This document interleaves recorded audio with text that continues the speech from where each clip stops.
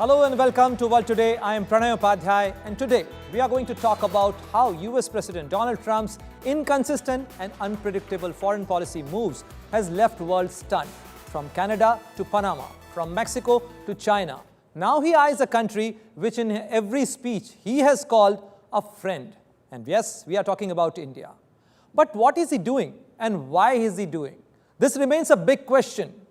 Let us walk through to the entire journey of India's foreign policy and India's geopolitical positioning vis-a-vis the US, which is now changing yet another shift. So let us walk through this entire journey, because in World Today, we are going to talk about the India-US relation and also the journey of India's foreign policy in the Asian region. So now you can see that we are talking about 1950s. After post-independence, India's foreign policy was carved out, was shaped, and vis-a-vis the with China, our biggest neighbor, and also the Soviet Union at that point of time, which was pillar of the Cold War. One pillar of the Cold War was Soviet Union, and another pillar was the United States, and that was the Cold War era.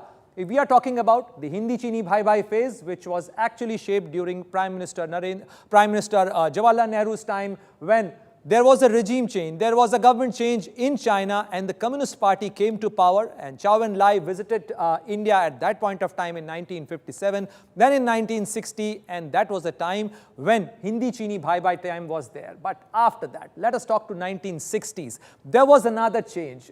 India fought with Pakistan in 1947-48, and thereafter in 1960s, we had a war with China, and India-China war happened. India shifts closer to Soviet Union at that point of time, and that was a policy shift for India, because from non-aligned movement to a closer shift towards USSR happened in 1960s, and that was the geopolitical positioning of India that happened. In 1970s, what happened? USSR backed India in Bangladesh war in 1971. You remember the kind of support the Soviet Union gave to then Prime Minister Indira Gandhi at that point of time, and when US threatened India with the movement of 7th Fleet in the Pacific, in the Indo-Pacific Command, and that was the time.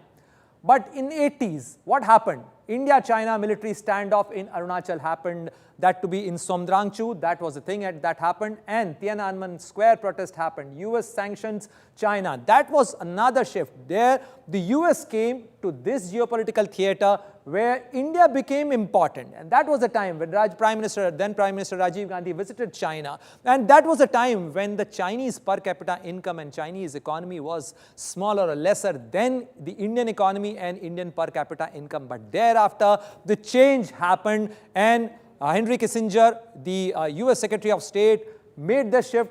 President Nixon's era, that was the time when there was a shift. And in 1990s, USSR collapsed. The big pillar of support for India in terms of the military support, in terms of the geopolitical support, India lost that thing. And that was a time in 1990s, India also opened up its economy. US eyed India as a prominent market, and that actually brought a lot of change in terms of geopolitics, in terms of India's positioning and India's geopolitics vis-a-vis United States. And that was the time. In 1991, India liberalized its economy, opens up. In 1998, India conducted nuclear test. United States obviously sanctioned India, made a lot of sanctions, a lot of India's scientific programs, ISRO's program, India's missile development program got suffered just because of the US sanction. That was the time. And also, US sanctioned Pakistan as well. So many wars happened in between. In 1965, India had a war with Pakistan, and that point of time, US gave a lot of ammunition, a lot of military hardware, including the Patton tanks, to Pakistan, and that was the time when all this thing started shifting. In 1990s, we are talking about against Pakistan in Kargil war. That was the time when US shifted its power balance, and US started shifting towards India as well. That was the time when the then US President Bill Clinton called the then Pakistani Prime Minister Nawaz Sharif and said, you have to withdraw your troops from the Indian territory of Kargil, Indian territory of Jammu and Kashmir, and that was the time which actually shifted the thing. In 2000, Bill Clinton visited India. After that thing, That was a historic visit, and that revived the bilateral relationship between India and United States. That was a big shift, and thereafter we have seen in last 2.5 decades that a tremendous shift has happened in India-US relation. In 2000, we have seen tremendous progress in India-US relation. We have seen a lot of military hardware acquisition by India. We have seen 123 agreement, civil nuclear deal. All these things happened in 2000s, from year 2000 to 2010. We have seen tremendous progress because the US President Bill Clinton visited in year 2000. Thereafter, President George Bush visited India. Thereafter, US President Barack Obama also visited India. So a lot of US president visited India. In 2005, India-US civil nuclear deal was announced. That was a big shift. India's nuclear apartheid ended in 2005, and that was a big shift as far as India-US relation is concerned. Thereafter, a lot of things have happened during President Barack Obama's time. India-US relation progressed. But what has happened? There comes US President Donald Trump in his first era, in his first presidency between 2016 to 2020. Trump's first tenure has been very good. It's like dosti ki gaadi. It's like ye dosti hum nahi todenge. That kind of a thing, that kind of partnership India got from US President Donald Trump. What did he give? Trump's first tenure was a game changer as far as India-US relation is concerned. In 2018, Trump accused Pakistan of lies and deceit and froze military aid to Pakistan. Also, in 2019, Howdy Modi event happened in Houston, in Texas, and that was a big event there. US President Donald Trump also joined Prime Minister Narendra Modi, and that victory lap happened in that stadium. That was a game changer. That was an iconic image, iconic visual that we got. The world saw the partnership of India and US moving in that direction. In 2019, US condemned Pakistan-based terrorism post-Pulwama attack. Also, when Article 370 was abrogated, at that point of time, US gave full support to India. Also, on counterterrorism, US gave tremendous support to India. Also, a lot of big deals also happened during that presidency of President Donald Trump, because the foundational agreement, SISMOA, BECA, LEMOA, all happened during the first presidency of Donald Trump. In 2020, Namaste Trump happened. That was just before President Donald Trump's election, and he visited India. We had Namaste Trump event in Ahmedabad. In 2020, during the Ladakh standoff with China, Trump offered a mediation. However, India rejected, but Donald Trump did not take it to heart, and that's why India and US were partnered very well in that era. But now, President Donald Trump comes again in 2025 as Trump 2.0. World thought that partnership of 2016 to 2020, India-US partnership, Modi-Trump partnership is going to sail. It is going to reach to another heights. But game changed here. And Trump announced 25% reciprocal tariff on Indian exports on 2nd of April 2025. Trump labeled India alongside Russia, and Trump imposed unspecified penalty for ties with Russia. That is a big sanction. We do not know how much penalty he is going to impose on India. Trump announced a new trade deal with Pakistan. That is like rubbing on India's wounds, making the relationship sour. That is the thing which Donald Trump is pursuing currently. And that is a big changer. That is a big shift as far as Indo-US terms are concerned. So what is President Donald Trump's game is? What is he doing? Let us try and understand, and I'm being joined by Ambassador Rahul Chhabra, who served in the Ministry of External Affairs as Secretary Economic Relation. Welcome to World Today, Ambassador Chhabra. Good evening, Pranay. Thank you for having me on your show.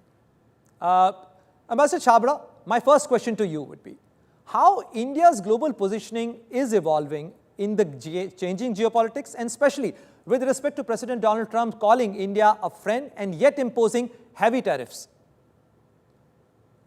On your first part, that India's global positioning is obviously improving as the economy increases. I mean, we have already become the 4th largest economy, likely to become the 3rd largest in the next before 2028, 29.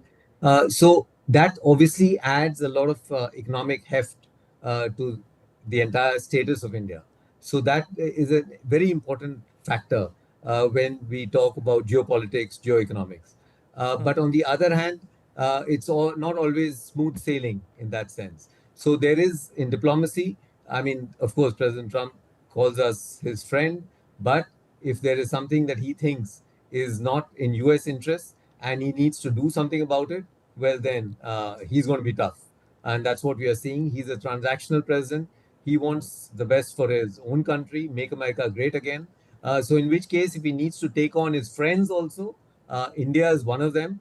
He's taken on the European Union, he's taken on Canada, he's taken on Mexico. I mean, these are all actually partner allies, NATO countries. So, Yes. he will do that. And we have to deal with it. Absolutely, Ambassador Chhabra, you rightly pointed out that he is being transactional and he is being hard on in fact, his friends only. But how should India counter the Trump's transactional approach, like tariffs or his criticism over, India's dealing with Russia, while safeguarding the economic and the strategic interest of India? The best way to deal with Trump is he's a little more emotional. I mean, he tweets policies, which is not traditional diplomacy. But that's a new style. That's his style. So he's of course welcome to follow that.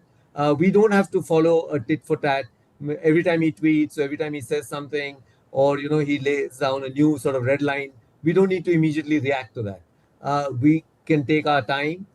We negotiate internally within our own system, Government of India, because it has to be Commerce Ministry, Finance Ministry, Ministry of External Affairs. Everybody will strategize together, get the guidelines of the Prime Minister on an important topic like this, and then we sort of put forth our response, not necessarily in the public domain the way he has done. So, so while he has played out his cards, he's put them out on the table, part of them. Don't need to play again. It doesn't have to be a very public sort of spat or a public discussion. So these all go on behind the scenes. There are back channels, even official channels, which don't have to be back channels. So all this usual diplomatic work, which we diplomats are used to, that's probably going on as we speak. I'm sure is going on, and will lead to some positive results. No denial about it, Ambassador Chhabra, but what the kind of game President Trump is playing, he is pushing for Pakistan's oil development, so-called, whatever oil Pakistan has, and even suggesting so-called sales to India. This entire thing is very intriguing. How might this impact India's energy security in terms of, whatever, penalty he's likely to impose on India and the regional dynamics? Because the kind of game he is playing, with India and Pakistan is a bit unusual. How do you, what do you make out of it? He's playing his game. So these are his cards. He's playing his game. We have to play our own game. So we have to strengthen our own internal in terms of economic security, defense security, our security on the borders. So we have to strengthen our own country. Irrespective of what he's doing, I mean, we let him do what he's doing because there's no way you can control his tweets or his policy. You can influence it as diplomats. I mean, you speak to his people in his team, speak to President Trump himself. Prime Minister Modi, I'm sure, has spoken to him. So whatever impact that has. But the end game is really that you have to strengthen yourselves to be able to take on challenges of this nature, which are going to keep coming to you. This is sort of the beginning of the challenge. And then, we don't know how serious the oil reserves are. So we don't need to get unnecessarily perturbed. I mean, that's maybe he's heard something about the Pakistan's oil reserves. We aren't aware about those reserves. But or maybe he's just trying to call the bluff, or we got to call his bluff. So we don't have to do it publicly. We just sort Obviously, of we go don't along have to engage with President Donald Trump in this public game or like, this verbal volley. Exactly. You rightly pointed out, Ambassador Chhabra. Thank you very much for joining us. And as Ambassador Chhabra pointed it out, that he is playing his game, but President Donald Trump is trying to play my way or highway. This is going to hurt India-US bilateral relationship, which actually took years of hard work by diplomats like Ambassador Chhabra and many other Indian diplomats. But what is happening on the other front? Let's talk about US-Russia relationship as well, because the relationship between US President Donald Trump and Russian President Vladimir Putin once again raised eyebrows on world stage, marked by mutual praise and an unusual level of warmth. But the dynamic appears to have shifted dramatically. President Donald Trump, who previously hesitated from condemning the Russian president and Russia's action in Ukraine, is now taking a much tougher stance, threatening sweeping economic penalties if the war doesn't end soon. And this comes as Ukraine continued to suffer devastating losses. Take a look at this report. Putin is smart, which of course he's smart. Yesterday, reporters asked me if I thought President Putin was smart. I said, of course he's smart, to which I was greeted with, oh, that's such a terrible thing to say. It wasn't too long ago when US President Donald Trump showered Russian President Vladimir Putin with praise. In a world where few dared to compliment the Kremlin leader, Trump stood out calling Putin smart and strong, and even referring him to as a friend. He's a very smart guy. He's a very cunning person. And the sentiment seemed mutual. President Putin maintained a notably cordial relationship with Trump. Their rapport was one of the most surprising romance on the global stage that nobody saw coming. First of all, I can tell you his behavior at the moment of the attempt on his life impressed me. He turned out to be a courageous man. Please don't be angry. I understand that we could talk more, but it is so awkward to make him wait. He could get offended. Thank you very much. Good luck. Trump never directly criticized Russia for launching the war against Ukraine. Instead, he repeatedly questioned Ukrainian President Volodymyr Zelensky's actions and leadership. At one point, his administration even paused military aid to Ukraine, a decision that was later reversed. But the once warm Trump-Putin friendship seems to have taken a sour turn. After multiple attempts to mediate a deal between Russia and Ukraine, Trump was less disappointed, and his diplomatic efforts met with silence from a leader he once called a friend. However, Trump did not hold back his criticism of President Putin. On several occasions, he publicly called out the Russian leader for his failure to strike a ceasefire and even issued an ultimatum for Russia. And I'm disappointed in President Putin because I thought we would have had a deal 2 months ago, but it doesn't seem to get there. So based on that, we're going to be doing secondary tariffs if we don't have a deal in 50 days. It's very simple. And they'll be at 100%. And that's the way it is. It can be more simple. It's just the way it is. I hope we don't have to do it. He even threatened Russia with fresh sanctions and 100% secondary tariff measures that could seriously impact the Russian economy. But just like his shifting stance on trade deals, Trump's position on Russia continues to evolve. What began as a 50-day ultimatum has now been shortened to just 10 to 12 days. I'm going to make a new deadline of about 10 or 12 days from today. No reason in waiting. There's no reason in waiting. It's 50 days. I want to be generous, but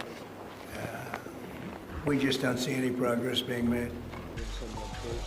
But what remains the real concern isn't the Trump-Putin dynamic, but how Ukraine continues to suffer while the two leaders are engaged in a Tom and Jerry-like fight. Recently, Russia escalated its assault on Ukraine, launching a wave of missiles and drone strikes on Kyiv, with 27 locations across the capital struck in a single day of violence. With Neha Kumari, Bureau Report, India Today. This is all we have in World Today. For more global stories, do watch India Today Global. Take care and good night.